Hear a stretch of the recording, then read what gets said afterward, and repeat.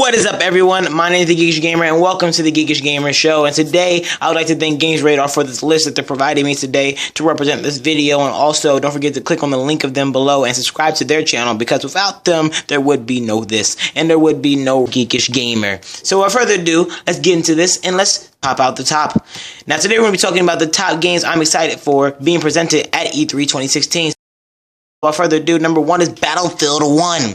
Yes, Battlefield 1. Since its reveal, it caused quite a stir, with a good reason. I mean, it's heading back to the World War I, which feels more ironically like a breath of fresh air in this series that it needs. I mean, we're tired of the same old futuristic gameplay that, Call of Duty Infinite Warfare has provided us with another bit around for the other year, but it's time to go back in the past. It seems that Battlefield 1 has implemented more going back in the past to World War I, which makes it feel like a newer, better look. Now, what got us excited?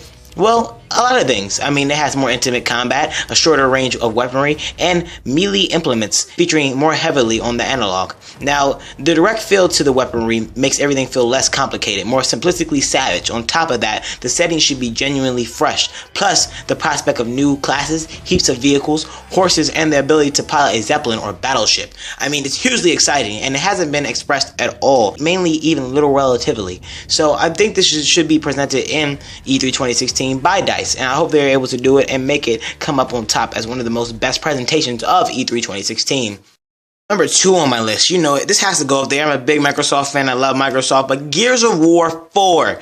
Oh, I've been waiting for this for a very long time now. I mean, Gears of War 4 is a fresh start on pretty much every level. I mean, we have a new developer, the Coalition, led by ex-Epic man, Rod Ferguson. Then we have a new cast and a new story, picking up 25 years after Gears of War 3 with Marcus Phoenix's son, JD. But perhaps more importantly, we have a clean slate Gears of War 4 design sweeping away the last couple of games' excess and stripping things back to the basics of 2006 original. We're using fear, tension, close demanding combat, and a 2-player co-op limit, and a setup where a single enemy is enough to scare the crap out of you. Sounds incredibly refreshing, and I cannot wait to see this being presented at E3 2016. One of the other games we have been talking about that just came out in the media lately is Watch Dogs 2. Yes, Watch Dogs 2. I mean, Aiden Pierce isn't the most distinct and memorable of the characters, and the grim Chicago setting put a downer on what was actually a fun blend of old-fashioned shooting and newfangled hacking.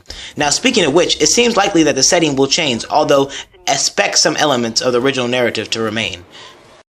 Oh, this is one of my favorite top picks. I hope they're able to explain very well at E3 2016, which is Ghost Recon Wildlands. The Division, while being imperfect, has wheated our appetite for co-op Clancy, making Ghost Recon Wildlands an even more thrilling prospect. Last year's E3 revealed the game and gave everyone else a good idea how it will play. Essentially, it's like Far Cry, but with military dudes. And some of the military dudes are your friends. Sometimes while drop in and drop out cooperative play is going to be the best way to play Wildlands, because who doesn't want to play freeform missions across a massive, varied open world with their buddies? Plus, there's good graphics in here. I hope they don't downgrade to the Division, such as glitches and microtransactions, and I hope they do very well in here. And I hope E3 is going to present this game a lot more detailed, showing that there's been 2 trailers so far, and I hope they are very keen on letting us know what they're going to be taking this direction to Ghost Recon Wildlands into. Now, this is something a lot of you Nintendo and Wii fans may like. The Legend of Zelda, which is going to be on Wii U, is a bit of a mystery at the moment. I mean, Nintendo has been coy about revealing too much about it. We haven't seen a Link in his traditional green garb. There's a new open world gameplay we know nothing about, and there's no clues about the story whatsoever. That's why I'm so excited to see what Nintendo's going to show at E3 2016. A chance to offer somebody new, a new view, a new scripture. I was never into Wii, I was never into Nintendo, but thanks to Zelda, I may be, thanks to this little obstinance of not showing me anything. The game is still said to be released this year, and if that's true, Nintendo needs to put the new Zelda in the spotlight. There are also strong rumors that the game could end up on Nintendo's NX, and if Zelda is going to make that transition, it might be the game that showcases the capabilities of the new console. Now, another game that we all have been wanting for sequels, Titanfall 2. Oh, Titanfall 2, engaging spin on multiplayer shooters. Well, did Titan ever get old? No, I did not. No, I don't think it ever did. Because neither did shooting down a drop ship at the last moment, fooling the other's team escape. Several elements of Titanfall did get old a bit too quickly, though.